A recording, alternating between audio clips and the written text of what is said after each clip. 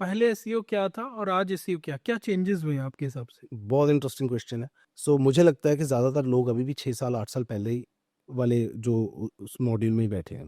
Okay.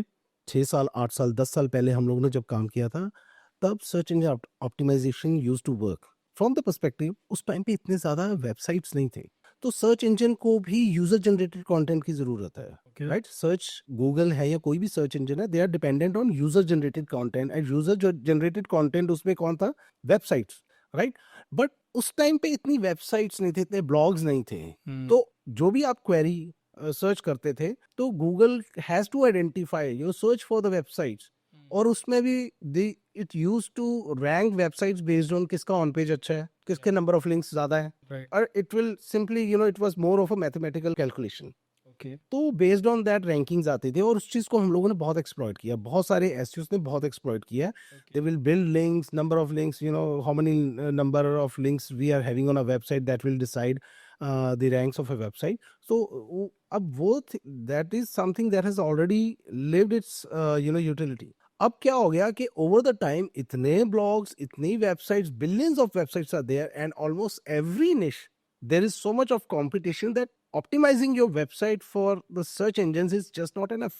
अब user engagement एक another factor जो ऐड हो गया कि भाई Google will calculate the your ability, the level of your SEO based on the user engagement, कि जितने यूजर गूगल आपकी वेबसाइट पे भेज रहे हैं, उनका एंगेजमेंट, उनका उनका वहां पर टाइम स्पेंड कितना हो रहा है।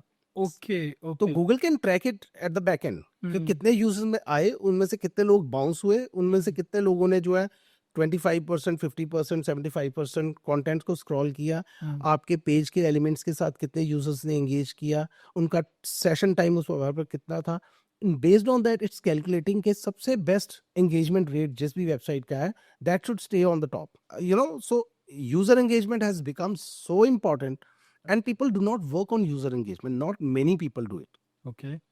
Even if somebody is doing it in personal capacity, they cannot scale it, because until the time they have a framework to identify those problems and structures to implement the solutions, and team which is trained to make that happen on each and every website. Right. So that is where most of the SA agencies are lacking.